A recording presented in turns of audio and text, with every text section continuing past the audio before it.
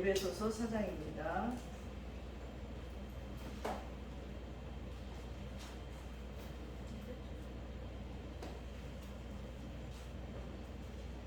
에베소서 4장 17절에서 24절까지의 말씀입니다. 신약 312쪽입니다.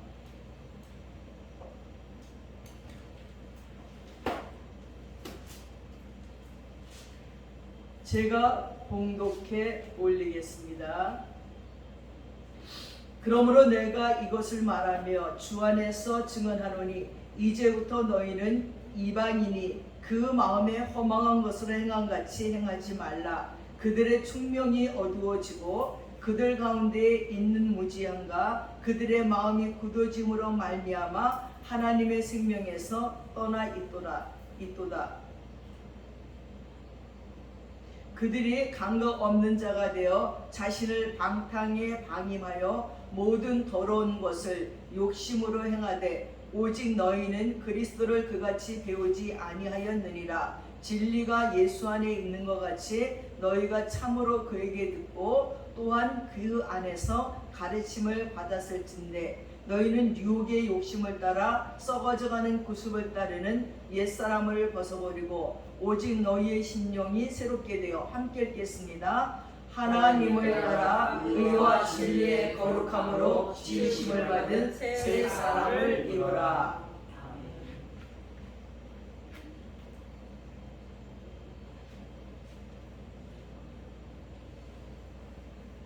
사랑하는 여러분, 아무리 고통스럽고 힘들어도 누구에게나 내일이 오고 있습니다. 근데 오고 있는 내일을 어떻게 맞이할 것인가가 문제예요. 준비되지 않은 내일은 의미가 없습니다. 우리는 똑같이 주어지는 내일을 준비하고 맞이해야 됩니다. 그러기 위해서는 오늘 새로워져야 되고 오늘 해야 될 일이 있습니다. 그 첫 번째는 믿는 것과 사는 것이 하나 되는 생활이에요. 여러분, 두 번째는 14절 말씀을 한번 봅시다. 4장 14절. 이는 우리가 이제부터 어린아이가 되지 아니하여 사람의 속임수와 간사한 유혹에 빠져 온갖 교훈의 풍조에 밀려 요동하지 않게 함이라. 우리는 이제부터 어린아이가 되지 않는 거예요. 여러분, 어린아이의 특징이 뭡니까? 자기만 위해달라는 거예요. 그리고 두 번째는 유혹에 약하다는 것입니다. 세 번째는 요동치 않는 사람이 성숙한 사람이래요. 다섯 번째는 15절 말씀을 봅시다. 오직 사랑 안에서 참된 것을 하여 범사에 그에게까지 자랄지라. 그는 머리니 곧 그리스도시라. 참된 것을 해서 범사에 누구에게까지? 예수 그리스도에까지 자라는 성숙한 사람이 되는 것입니다. 그 참된 것을 하면서 성장하는 거라는 거예요. 여러분, 참된 것을 하고 그냥 머물러서 성장하지 않는 것이 아니라 우리가 그리스도인 예수 안에서 참된 것을 하면 성장이 있어요. 근데 이 성장이 어디까지 가느냐? 그리스도 예수에까지 자라가야 된다는 것입니다. 다섯 번째를 보니까 16절에 그에게서 온몸이 각마디를 통하여 도움을 받음으로 연결되고 결합되어 각 지체의 분량대로 역사하여 그 몸을 자라게 하며 사랑 안에서 스스로 세우리라 했습니다. 서로 연합함으로 성장하게 된다는 것입니다. 중요한 것은 얼마나 많은 사람들이 모여서 예배하는가가 중요한 것이 아니라 얼마나 신실한 성도들이 모여 있는가가 중요합니다.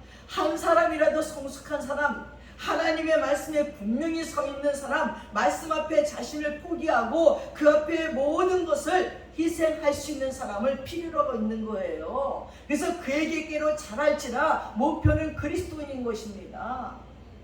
저에게 매일 카톡으로 질문하시는 다른 교회 집사님이 계셔요. 아주 5만 가지를 다 저에게 질문해갖고 제가 저절로 공부를 하는 거예요.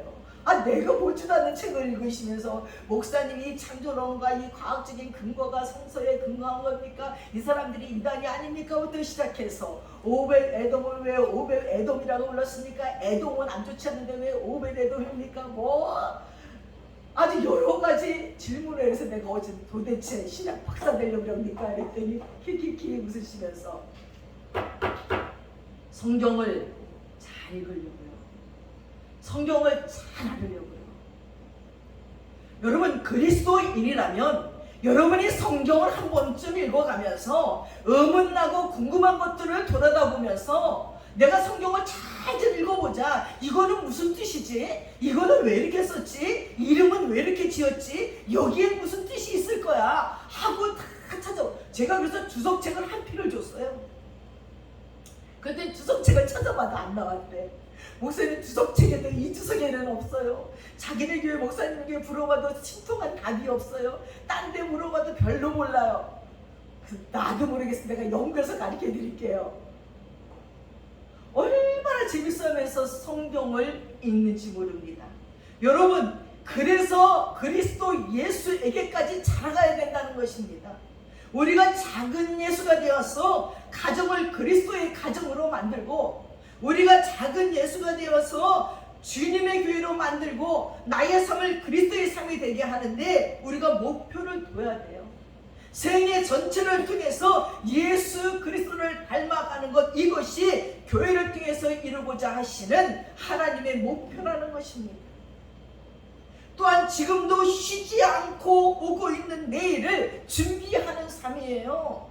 여러분, 내일이 그냥 주어지는 것이 아니에요. 여러분, 가만히 지금 있어도 내일은 하나님이 계속 점진적으로 우리에게 오게 합니다. 오늘 아무리 절망이어도 여러분이 살 힘이 없어도 내일은 와요.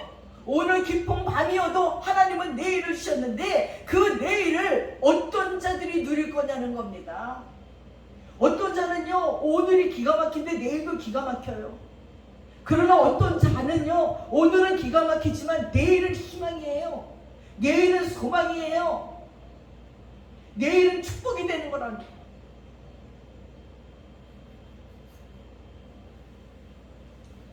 사랑하는 여러분, 우리 교회를 통해서 이루고자 하시는 하나님의 목표는요, 예수를 닮아가는 거예요. 그리스도를 닮아가는 그 일에 쓰임받는 교회가 되기를 간절히 소원드립니다. 첫째는 모두 온전하게 될 것입니다. 하나님이 쓰길 원하면. 두 번째는 주님의 몸을 세우기 위해 봉사의 일을 하는 자가 될 것입니다. 정말 주님이 내 안에 계시면 내가 어떻게 주님께 봉사할까? 내가 무엇을 할까? 일찍 가서 청소를 할까? 내가 주님의 일을 위하여서 봉사할 것이 무엇인가 알고 노력할 것입니다. 여러분, 저는 오랫동안 교회를 다니면서 이런 자들 많이 봤어요. 하나님께 피아노 치고 싶어서 어릴 때부터 큰 피아노 연습을 해요. 하나님께 영광 줘서 공부를 하는데 정말 공부가 지겹고 괴로워도 핸드폰 하나 안 갖고 고등학교를 졸업하면서 공부하는 친구들도 있어요. 하나님께 무엇을 봉사할까를 날마다 생각하면서 봉사하려고 했어요. 어떤 권사님은 자기 자녀들에게 오늘 학교 가서 뭐하고 왔니? 내 아이들이 축구하는데 저는 아이들이 벗어놓은 옷과 가방을 지키다 왔어요. 우리 뭐라고 얘기해? 이 바보 같은 녀석아, 너도 축구해야지 겨우 가방 지키냐? 아니에요. 잘했다. 네가 가방을 지켜주고 옷을 지켜주니 친구들이 마음껏 안심하고 축구를 했구나. 네, 어머니. 이렇게 봉사 정신을 가르치고 컸더니요, 그들이요 리더자가 되더라고요. 대학 교수가 되더라고요. 그들이 곳곳마다 사람들이 신용하고 그들을 믿고 교수들도 좋아해서 그들을 하나님께서 세워줌으로 말미암아 지도자가 되는 자리에 있는 것을 볼 수가 있었습니다. 셋째는 주님의 몸을 세워서 하나님께 영광을 돌리고 우리는 참으로 복 있는 주님의 제자가 될 것입니다. 저는 지난주에 교육자 수련회로 제주도를 다녀왔어요. 아니 근데 갑자기 제 무릎에 퇴행성 관절이 생겨서 걸음을 잘 못 걷겠는 거예요. 아니 일행들이 저만큼 가는 걸 보고 나는 열심히 갔는데 가다 보니까 없어져 버렸어요. 이 올레길을 걸어가고 있는데 일행이 없어져 버린 건 내가 아무리 빨리 걸으려도 이 무릎이 아파서 빨리 걸을 수가 없는 거예요. 아니 그래도 이거 골목골목이 있어갖고 온 골목으로 갔는지. 그래서 거기 총무 목사에게 전화 걸었더니 목사님 그 자리에 계세요. 근데 이 총무 목사님 쫓아왔어요. 이 총무 목사님이 전에 태권도 국제선수였던 목사님이래요. 젊은 목사님 보시더니 목사님 내가 이번 수에 목사님 책임질 거니까 걱정하지 마세요. 그러고는 제 팔을 잡고 그냥 붙이고 해주면서 난 너무 미안해가 빨리 가자. 일행들이 기다려. 아니에요. 내가 안 가면 차가 안 떠나요. 내가 안 가고 목사님은 차가 안 떠나요. 사진 찍으세요. 아니 나 사진 안 찍고 빨리 가자니까 아 괜찮아요. 사진을 다 찍어주면서 끝까지 나를 그렇게 부축하면서 가는데 야 진짜 고맙더라고요. 야 이 목사님은 정말 섬김에 대해서 봉사에 대해서 아시는 분이구나. 처돌되지도 아니하고 사람을 불편하기도 하지 아니하고 내가 이번 수련회 때 목사님 책임질 거니까 걱정하지 마세요. 얼마나 마음이 든든한지 몰라요. 그리고 버스에 타니까 또 모든 목사님들이 서로 야 난 장민호 목사님한테 혼나는데 내가 책임질게요. 내가 책임질게요. 그래서 막 목사님들이 내릴 때 잡아주고 올릴 때 잡아주니까 저쪽에 한국교회 목사님이 장 목사님 아프다는 핑계로 파트너를 너무 많이 바꾸네. 다 동생들 같은 목사님들이에요. 누님 하면서. 그러면서 생각해봤습니다. 작은 일이지만 내가 봉사할 것이 뭔가, 내가 섬길 것이 뭔가 하면서 그 봉사에 뛰어드는 그 마음이 바로 그리스도를 세우는 우리들의 마음이고 우리들의 삶이라는 것입니다. 사랑하는 여러분, 오고 있는 내일을 맞이하기 위해서 여러분 우리는 무엇을 해야 될런지 지금 준비하지 않으면 내일은 오고 있지만 아무것도 얻을 수 없어요. 내일 여러분 좋은 학교 가고 싶습니까? 내일 여러분 이 땅에서 지도자가 되고 싶습니까? 내일 재벌이 되고 싶습니까? 내일 유명한 가수가 되고 싶고 내일 유명한 배우가 되고 싶고 내일 사람들이 좋아하는 그 무언가가 되고 싶습니까? 내일은 분명히 와요. 그러나 오늘 준비하지 않았으면 그것이 내 것이 되지 않는다는 거예요. 어떤 목사님이 간증 중에 그러더라고요. 교회를 부임해 갔는데 저런 목사가 부임해 갔는데 여기도 눈치 보이고 저기도 눈치 보이고 장로님도 무섭고 권사님도 무섭고 성도님도 무섭고 내가 이렇게 하면 그래서 나한테 뭐라 그러나 저렇게 하면 저렇게 해서 뭐라 그러나 견딜 수가 없었어. 집에 가서 아내하고 자식들에게 스트레스를 팍팍 풀었더니 아내도 정신병 걸리기 직전, 자식들도 막 그냥 어찌할 바를 모르는 상황에 이르러서 밤새 교회 가서 기도했대요. 너무 괴로우니까 하나님 나 어떻게 하면 좋아요? 내가 이 교회는 있어야 되겠는데 모두가 무서워요. 모든 사람이 눈이 나한테 뭐라고 그러는 것 같아요. 어떻게 하면 좋아요? 그리고 앉아서 여길 그만둘 수도 없고 막 엉엉 울면서 새벽이 맞도록 기도하는데 하나님께서 그러더래요. 네가 오늘 아무리 괴로워도 너에게 내일이 오고 있어. 내일은 또 다른 날이야. 그러면서 그 내일이 점진적으로 오는 것을 딱 느끼게 해주시는 거예요. 그리고 일어났대요. 새벽 4시가 있어 또 성도들이 와서 저 목사님도 청승맞게 교회에서 울며 기도하니까 또 일어나서 집에 가서 씻고 그리고 새벽 예배를 드리러 나갔다는 얘기를 들으면서 목사님 오늘 내가 너무나 힘들어도 하나님이 내일이 있다는 것 때문에 내가 살 수가 있었습니다 하는 얘기를 들었습니다. 여러분 오늘은 절망이 있고 오늘은 소망이 없고 오늘은 내가 나고자이고 열등감에 있고 망한 것 같고 부도나고 난리 났지만 내일이 있다는 거예요. 그 내일은 하나님이 어떻게 준비했는지 몰라요. 그러나 우리가 준비할 것이 있다는 거예요. 여러분 구원은 우리가 예수를 그리스도로 모시고 내 마음에 모셨을 적에 순간적으로 이루어집니다. 그리고 끝입니까? 그렇게 끝난 게 아니에요. 마치 어린 아기가 출생을 하였으면 성장을 해야 되는 것처럼 영적으로 거듭난 하나님의 자녀들은 이제 주님을 닮아가는 생활에 힘써야 하는 것입니다. 그것을 성화라고 합니다. 이 성화는 구원처럼 단번에 순간적으로 이루어지는 것이 아니라 점진적으로 이루어져 가는 거예요. 한 단계 한 단계 영적인 단계가 높여지는데요. 그냥 높여지지 않더라고요. 한 단계 높여질 때마다 고난이라는 것이 있더라고요. 이 고난을 견디면 한 단계 영적으로 높아지고 이제 됐다 하고 한숨 쉬려면 또 고난이 와요. 근데 그 고난 견디면 또 높은 단계가 올라가요. 그러면서 영적인 단계가 한 단계 한 단계 올라가면서 우리가 성화된다고 얘기해요.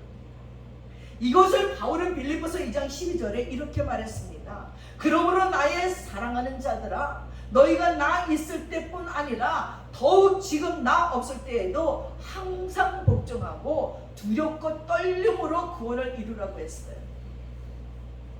우리가 그리스도의 장성한 분량에 이르도록 성숙한 자가 되기 위해서는 우리의 성품이 주님으로 닮아 거룩하게 되기 위하여서 두렵고 떨리는 마음으로 이루어가라고 말씀하고 계십니다. 무엇이 두렵고 떨림으로 해야 됩니까? 하나님의 자녀로서 행여나 죄에 빠질까봐, 전에 하던 습관을 다시 할까봐, 유혹받고 미혹받아서 믿음에서 떨어지고, 그래서 두려운 마음으로 주를 닮기를 힘쓰라고 하는 말씀인 것입니다. 이것은 참으로 중요한 것입니다. 교회가 얼마나 하나님의 마음에 드는 훌륭한 교회인가 하는 것은 그 교회에 속한 개인 한 사람 한 사람이 얼마나 훌륭한 사람인가, 얼마나 하나님의 마음에 드는 사람인가의 문제와 직결되어 있습니다. 여러분, 교회가 건물입니까? 건물 아니에요. 교회는 하나님을 사랑하는 자들이 모인 곳이 교회인데, 이 한 사람 한 사람이 얼마나 하나님을 사랑하는가, 그 성품과 그 인격과 그 행동이 얼마나 하나님의 말씀 가운데서 살고 있는가가 그 교회를 만들어 간다는 것입니다. 얼마나 많은 사람들이 진실하게 영적인 삶을 추구해 나가느냐에 따라서 그 교회의 영성이 결정되는 것입니다. 성도의 변화가 곧 교회의 변화입니다. 이것이 성령의 사역입니다. 우리를 새롭게 변화시켜주는 일을 하십니다. 정말 내가 하나님의 자녀라면, 그리고 성령님을 내 마음에 모시고 있다면, 물론 변화의 차이가 있을 것이지만 분명한 것은 날마다 새롭게 변화된다는 것이에요. 오고 있는 내일을 맞이하고 준비하는 오늘의 사람이 되기 위하여서는 첫째는 벗어버려야 할 것들을 벗어버리는 것입니다. 그러면 벗어버려야 될 것이 뭡니까?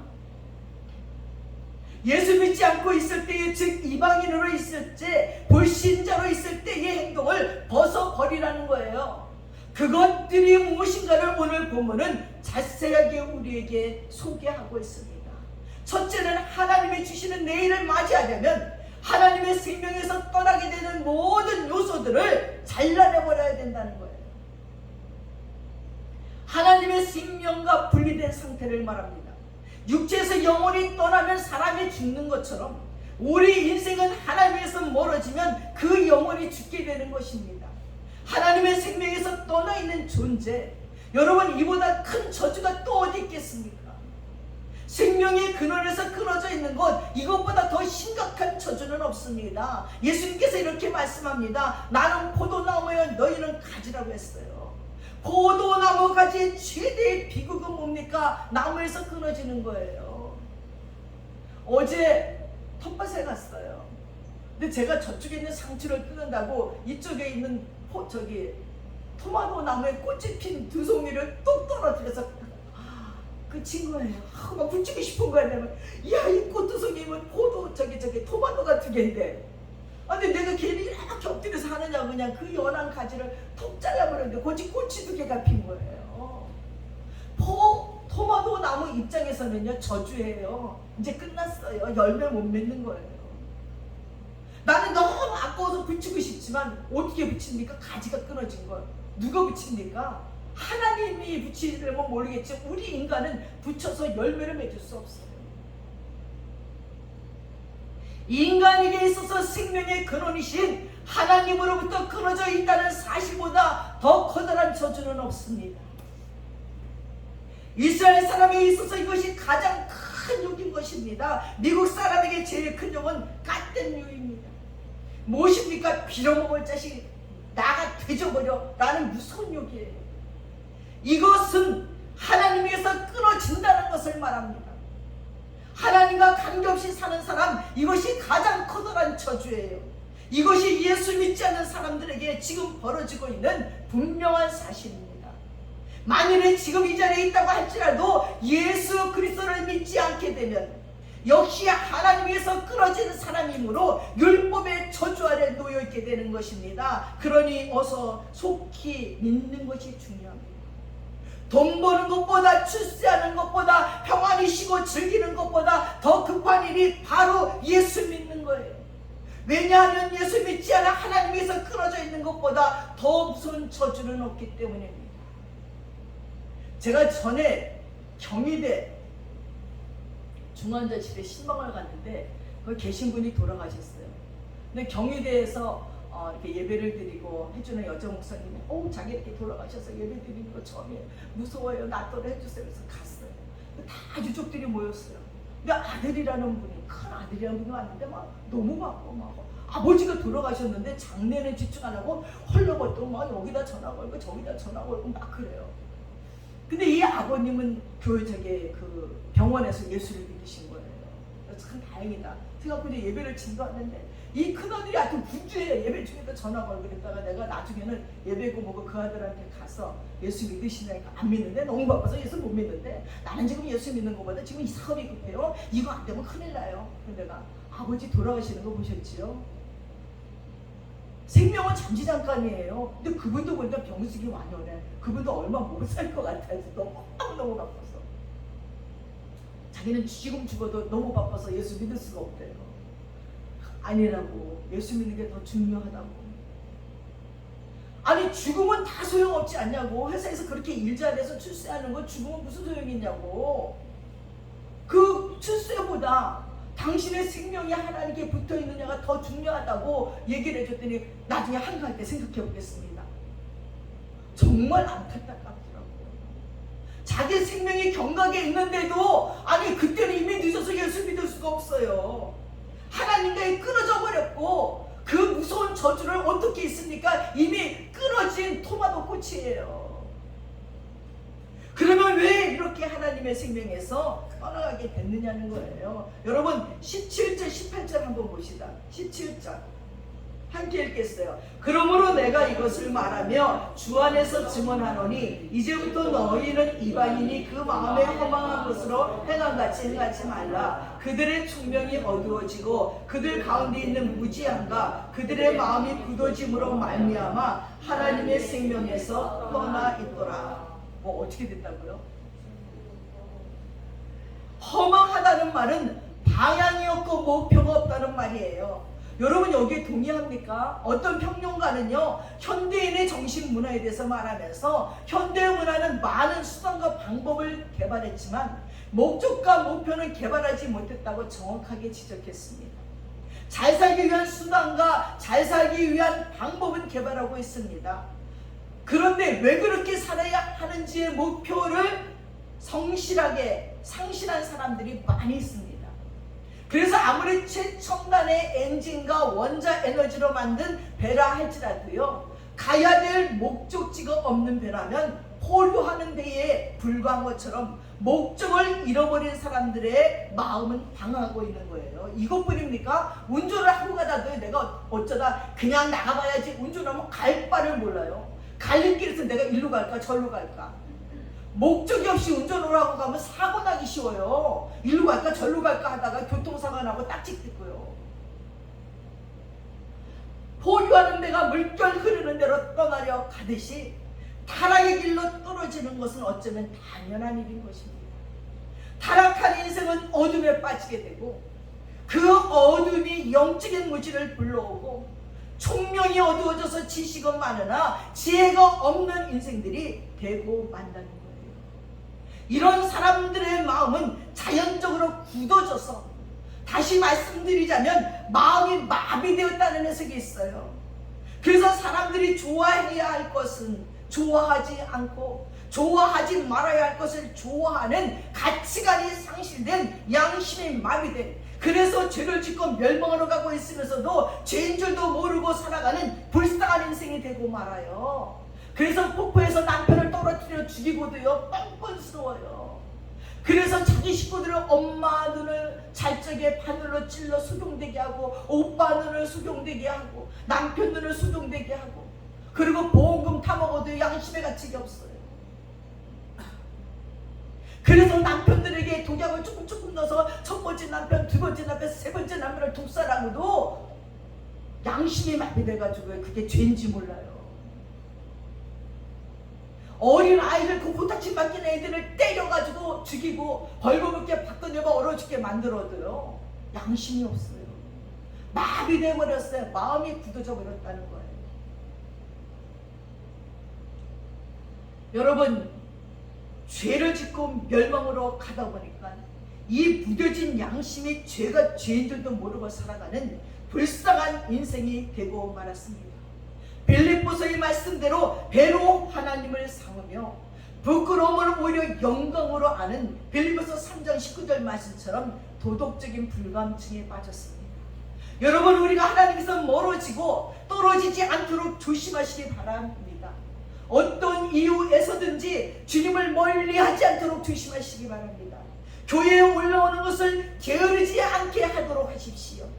홀이라는 말이 있어요. 홀이, 이것은 처음에는 보일 듯 말 듯한 세미한 시작이라는 거예요. 홀이라도 갖지 않으면 네가 그 감옥에서 나오지 못할 것이다. 홀이는 처음에는 보이지도 않아요. 보일 듯 말 듯 너무나 작은 거라는 것입니다. 그러나 이런 생각과 마음과 행동이 쌓여지게 되면 나중에는 나도 감당할 수 없을 만큼 엄청난 일을 만나게 되는 것처럼 교회 한 번쯤 안 오는 것이 천당 가는데 뭐 지장되겠냐는 식으로 가볍게 생각하고 마음의 긴장을 풀게 되면 나도 모르는 새에 하나님과 멀어지고 마음이 허망하게 되고 총명이 어두워지고 마음과 양심이 마비되어서 영원히 죽게 된다는 사실을 잊지 말아야 됩니다. 지난주에 한 제자가 40년 만에 만나져요. 초등학교 제자가 40년 만에 만나면 그 제자가 몇 살일까요? 52, 53이 되더라고요. 세상에 그렇게 만나니까 얼굴을 몰라보겠어. 만나러 가긴 갔는데 난 네 얼굴 모를 것 같으니까 제가 알아요. 선생님 얼굴은. 만났는데 진짜 몰라보겠어. 눈썹만 본다고 코도 세워갖고 더 모르겠어. 학생 때 봤는데 맛있는 밥을 사주는 거예요. 그 밥을 먹으러 자기 시험까지 1시간 반 운전해서 갔어요. 하는 얘기가 선생님 계실 때 교회 다니고 나 교회 안 다니는 거예요. 그러는 중에 딸아이가 자살을 했어요. 대학교 2학년. 사진을 보여주는데 얼마나 이쁜지. 뭐 아이들은 저리 가라. 키가 172에 48 몸무게에 아주 모델 나가려고 뭐 사진을 찍고 너무너무 이쁜데 엄마 아버지가 날마다 싸워. 이 딸이 지겨운 거야. 엄마 아버지가 싸우니까 이 딸의 마음속에 기쁨이 없는 거야. 우울증에 걸린 거야. 그리고 수면제를 먹고 자다가 드디어 자살해버리고 마르니 이 엄마는 또냐, 그 전에는 딸이 잘 살 줄 알고 아빠랑 싸우고 집도 나갔다가 뭐 자기 마음대로 골프도 치고 술도 마시고 이러고 왔는데 딸이 죽어버리니까 또 남편 원망이에요. 그 남편을 내쫓아버렸어. 방 안으로. 근데 이 남편이 또 폐암 말기가 걸린 거예요. 그래서는 이제 중환자실에 있으니 얼마 살지 모르니까 이제 같이 집을 합쳐야 되는 거예요. 그러는 가정 속에 이제 왔어요. 그래서 저에게 하는 얘기가, 선생님 신앙 얘기만 하지 말아주세요. 그러니까 그럼 너랑 나랑 만난 인연이 내가 교회 반사이고 너를 교회 학생에서 만났는데 내가 할 말이 뭐가 있겠니 너한테. 신앙 얘기 아니고는 내가 너를 만날 이유도 없고 할 말도 없어. 옛날에 한번 하지 말랬어. 내가 카톡도 끊어버렸어. 그랬더니 쥐가 먼저 전화가 왔더라고. 얘가 영원히 지운다고 딱 지워서 전화 번호가 그랬더니 전화가 띠 와서 받았는데 얘 누구세요? 그러니까 선생님 내 전화번호 지웠어요? 전 누구예요? 했어요. 좀 미안하다는 거 안 떴으니까. 그래도 만나면 신앙 얘기뿐이 할 게 없죠. 뭐 어릴 때 교회 간 얘기, 자기는 나랑 추억이 그거니까 선생님 그때 교회 가서 어쩌고 저쩌고 뭐 선생님 집에 가서 아이들이 그렇게 많이 와서 앉을 데가 없어 우리가 서 있었던 얘기 뭐 그때 너무 좋았는데, 그때는 좋았는데 안 하면서 너무 인생이 괴로우니까 점을 치러 갔대요. 딸이 죽고 나니. 딸이 죽기 전에 점을 치러 갔더니 점쟁이 하는 말이 아이고 이 딸은 수명이 다 했어 이러더래요. 그러더니 딸이 죽었대. 또 이번에 또 신앙 때문에 갔더니 이 사람 수명도 얼마 안 남았어. 그러니까 이 얘 마음에는 점쟁이가 너무 시통한 거야. 점쟁이가 너무 잘하는 거야. 근데 너도 예수 안 믿으면 네 수명은 긴 줄 아냐. 내가 진짜 답답하다. 그래서 나중에는 이제 밥 먹을 때도 기도할 수가 없으니 신앙 얘기하지 말라니까 혼자 기도하고. 근데 마지막에 떠나면서 문을 열었더니 선생님 한번 안아봐요. 그러고 팍 앉는 거예요. 그래서 내가 꽉 잡고 기도 한번 하자. 그리고 자꾸 기도해 줬어요. 하나님 이 딸을 위로해 주세요. 너무 슬프고 너무 답답해요. 하나님을 모른다는 마음이지만 어찌 모르겠어요. 너무 속상하니까 하나님 버리지 말아주세요.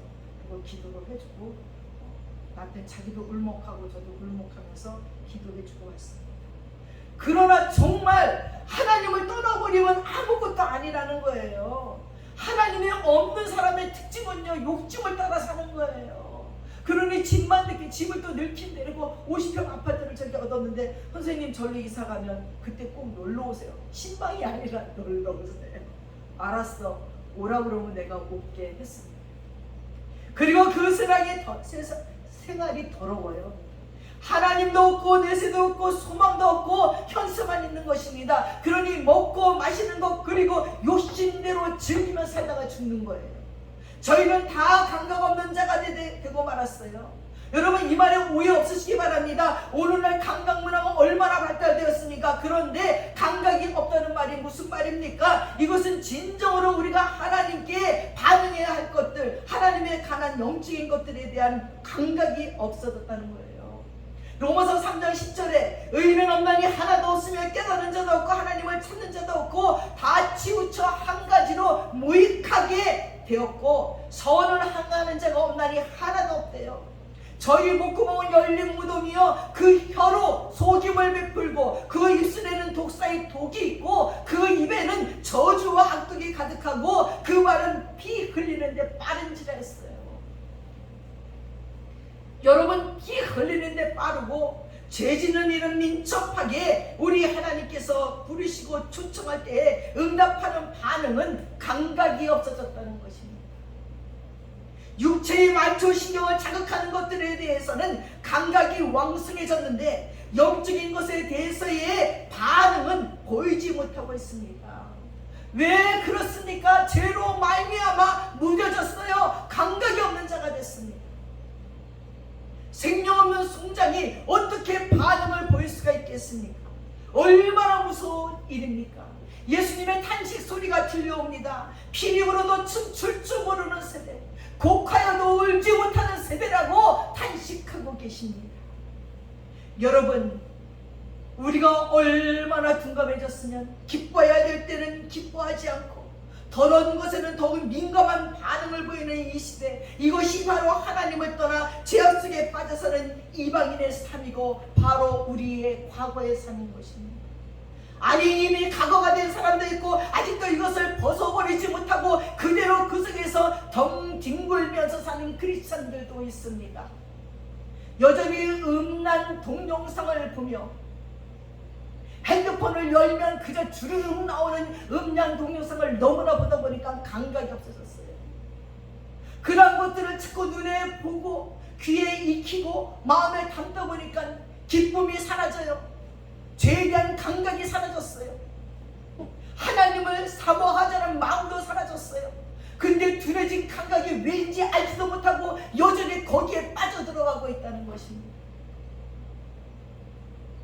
그래서 오늘 성경이 말씀하시기를 이런 감각 없는 이 세대를 벗어버리래요. 그 욕심에서 벗어버리라고 말씀하고 있습니다. 이 욕심을 벗어버리지 못함으로 남을 손해나게 하고 더러운 음모를 꾸미고 양심을 팔고 눈에 보이는 대로 쫓아 살고 마음에 원하는 대로 행하려고 하는 이 더러운 욕심을 벗어버려야 됩니다. 욕심에 잉태한 즉 죄를 낳고 죄가 장성한 즉 사망을 낳으리라고 야고보서 1장 15절에 말했어요. 우리가 이것을 버리지 못하면 결국 감각 없는 자가 되고 자신을 방탕한 생활에 던져버리는 비참한 인생이 되고 마는 것입니다. 이것이 예수도 없고 성령님도 없고 하나님도 없는 사람들의 모습입니다. 그리고 결말입니다. 여러분 이전에 가졌던 욕심이라는 옛사람을 벗어버리기를 바랍니다. 세 번째는 구습을 쫓는 옛사람을 벗어버리기 바랍니다. 너희는 육의 욕심을 따라 썩어져가는 구습을 쫓는 옛사람을 벗어버리래요. 여기서 구습이란 예수님을 믿기 전에 불신자였을 때 했던 세상의 풍속 그리고 습관을 말합니다. 이사할 때 나를 보는 것입니다. 집의 방향을 봅니다. 집안에 모출해도 못 받기 좋은 날이 있대요. 해가 지면 방망이질을 하지 말라. 숟가락을 엎어놓으면 복이 나간다. 이름을 잘 져야 명이 길고 출세한다. 이름을 수시로 바뀌고 철학가를 찾아다니고 예언자를 찾아다니는 행위, 무엇을 품고 다니고 사다 붙이고 사주파처럼 궁합을 물으러 다니는 행위가 옛구십입니다. 요즘도 예수 믿는다고 하면서 구습을 버리지 못하고 궁합을 보고 나를 봤습니다. 이런 행위가 다 구습이에요. 점쟁이가 하는 말이 교회 다니는 사람들이 정보로 많이 온대요. 아이고 권사님도 많이 오고 장로님도 많이 와요. 할 말이 없어요. 그리고 교회에서는 장로고 권사예요. 근데 뭔 일만 있으면 기도하는 게 아니라 점쟁이 찾아가는 거예요. 여러분, 오늘 성경은 그리스도 예수를 믿고 그주를 영접하여 하나님의 자녀가 된 사람들은 구습을 쫓는 옛사람을 벗어버리라고 말씀하고 있습니다. 썩어져가는 구습은 지금까지 끊어버리지 못한 습관을 말합니다. 예를 들면 쉽게 노하고 한번 돌아지면 쉽게 용서하지 않고 교만하고 아첨자라고 무례하고 남의 험담을 잘하고 한번 고집을 피우면 쉽게 풀지 않고 완고한 거, 배신하는 거, 약속을 안 지키는 거, 음모를 꾸미는 거, 탐하는 거, 분쟁 잘하는 것들을 벗어버려야 될 구습이라는 것입니다. 이런 것들 중에 내게 남아있는 것이 무엇인가를 오늘 생각해 보시고 다 벗어 던지시기 바랍니다. 이 중에 하나라도 남아있다면 그것 때문에 오고 있는 내일을 못 받고 발전 없는 오늘을 살게 되는 것입니다. 그래서 후회하는 오늘을 살게 되는 겁니다. 은혜도 못 받고 덕도 세우지 못하고 열매도 맺지 못하게 되는 것입니다. 사람이 죽는 것도 많은 병 때문에 죽는 것이 아니라 한 가지 병이 생기면 그것 때문에 합병증에 대해서 죽게 되는 거예요. 사람은 한 가지 병 때문에 평생을 고생해요.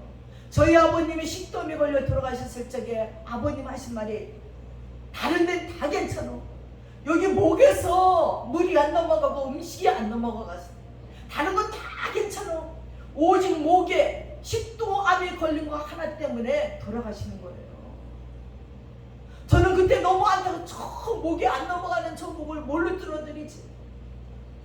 그거 하나면 다 나는 건데 그거 하나가 죽음에 이르게 한다는 거예요. 그 병 하나가 온몸을 죽게 만든다는 거예요. 여러분, 그 죄 하나가 여러분을 멸망으로 사망으로 이끌어요. 그거 하나 때문에 괜찮겠지? 아니에요. 그 습관, 그 죄 때문에 여러분의 미래와 오고 있는 내일이 없다는 거예요. 우리가 새 옷을 입으려면 헛옷을 벗어버려야 됩니다. 엘리사가 엘리야에게 겉옷을 달라고 할 때 자기의 겉옷을 벗어 던졌다고 말했습니다. 벗을 뿐만 아니라 둘로 찢어버렸다고 말했습니다. 그리고 떨어지는 엘리야의 옷을 취했다고 했습니다. 사명받은 모세에게 내 발에서 신을 벗으라고 하시지 않으셨습니까? 그래서 옛사람을 벗어버릴 때에 헛옷을 벗어버리는 것처럼 벗어 던져버리라고 말하고 있습니다. 근데 중요한 것은 오고 있는 내일을 얻으려면 오늘을 회개와 여러분의 안에 있는 악과 독을 버리라는 거예요. 옛사람을 벗어버리고 새롭게 되기 위해서는 과거를 벗어 던지십시오. 과거의 자랑에도 있더라도 그것도 잊어버리고 사시기 바랍니다. 과거에 아무리 잘못한 것이 있다 하더라도 잊어버리시기 바랍니다. 이제 새롭게 태어나서 무엇을 시작하려고 하는 사람처럼 겸손히 앞에 있는 내일을 맞이하고자 달려가시는 여러분 되시기 바랍니다. 현재가 늘 중요하지요. 과거에 잘한 것을 붙들고 있으면 과거 자랑하고 하다 보면 전진이 없어요. 내일의 좋은 것을 얻지 못해요. 어제는 잊고 오늘을 준비하며 내일을 맞이하시는 여러분들 되시기 바랍니다. 과거가 아무리 잘못된 것이어도 그것들에 붙잡혀 고민하지 마세요. 잊어버리세요. 이제 주 안에 들어와서 우리 하나님께 자신의 죄를 회개했다면 하나님께서 용서하시기로 약속하셨으니 하나님께서 용서하신 것을 가지고 고민하고 괴로워할 필요가 없어요. 하나님은 심판하실 때에 언제나 오늘의 나, 현재의 나를 보십니다. 에스겔서 18장의 말씀이 그 말씀입니다. 내가 지금까지 아무리 무서운 강도주 됐을지라도 내가 오늘 깨닫고 거기서 돌이켜 의롭게 살면 어제까지 지은 모든 죄악을 하나님이 하나도 기억하지 않겠다고 약속하셨습니다. 현재 의롭게 사는 것을 보시고 살려주신다는 것입니다. 반대로 내가 지금까지 아무리 의롭게 살았다고 할지라도 오늘 내가 죄를 범하고 하나님을 떠나 살고 불법과 악한 행동을 한다면 지금까지 행한 의로운 일은 하나님께서 하나도 기억하지 않고 오늘 그 행한 악한 악을 인하여 죽으리라고 말씀했습니다. 우리 하나님은 언제나 오늘의 나의 모습을 보고 계십니다. 이걸 바로 아셔야 돼요. 우리 주님은 의인을 부르러 온 것이 아니라 죄인을 불러 회개시켜 구원하시러 왔어요. 잃어버린 죄인 하나를 찾으면 하늘에서 회개할 것이 없는 의인 99 때문에 기뻐하는 것보다 죄인 하나가 회개하는 것을 기뻐하신대요. 오늘도 주님이 여러분의 각오를 묻지 않고 환영하여 주시는 줄 믿으시기 바랍니다. 이 시간이 내 인생의 전환점이 되고 옛사람을 벗어버리는 계기가 되시기를 바랍니다. 23절 24절에 오직 심령으로 새롭게 되어 하나님을 따라 의와 진리의 거룩함으로 지으심을 받은 새 사람을 입으라. 바로 이겁니다. 더러운 옷을 벗어버리고 새 사람을 입어야 됩니다. 의와 진리의 거룩하심으로 지으심을 받은 새 사람을 입으십시오. 이 말로 성화되어 가라는 것입니다. 그리스도를 닮아가라는 것입니다. 그리스도를 닮아 성화되는 비결은 첫째로 그리스도를 날마다 배워가는 것입니다. 그리스도를 알아갈수록 우리는 변합니다. 우리의 내일의 목표는 그리스도를 알고 그리스도를 배워가는 것이라는 것을 명심하셔서 오늘을 준비해 다가오고 있는 내일을 맞이하는 저와 여러분 되시기를 축원드립니다. 기도하겠습니다. 하나님 아버지, 오늘은 슬픔이고 오늘은 우울이고 오늘은 가난하고 오늘은 형편없지만 하나님은 우리에게 내일을 주시고 내일이 점진적으로 다가오고 있으니 할렐루야입니다. 하나님, 오늘 조금 우리가 못하지만 하나님 오늘 주님 앞에 온전히 서서 내일을 활짝 맞이하여 내일 속에 준비된 주님의 축복을 얻는 저희 모두가 되도록 도와주시옵소서. 감사드리며 예수님의 이름 받들어 기도드렸사옵나이다. 아멘. 다 함께 자리에서 일어나셔서 218장 찬양하겠습니다.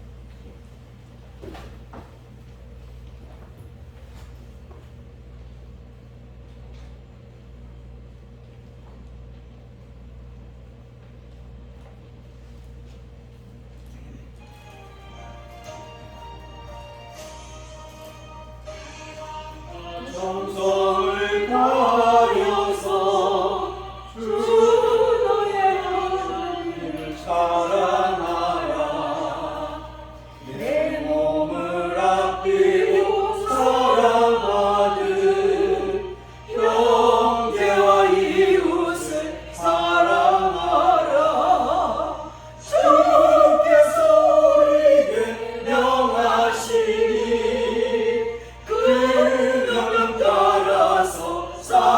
살아가니 널 미워해치는 원수라도 언제나 너 그렇게 사랑하라. 널 핍박하는 자 위에서도 신실한 마음으로 복을 빌라. 주께서 명하시니 그 명령 따라서 살아가리.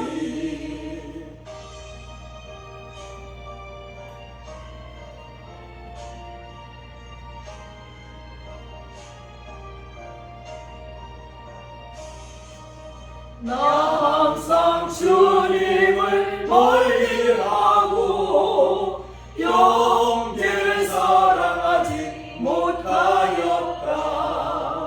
이러한 죄인을 사랑하사 주께서 몸버려 죽으셨다. 속죄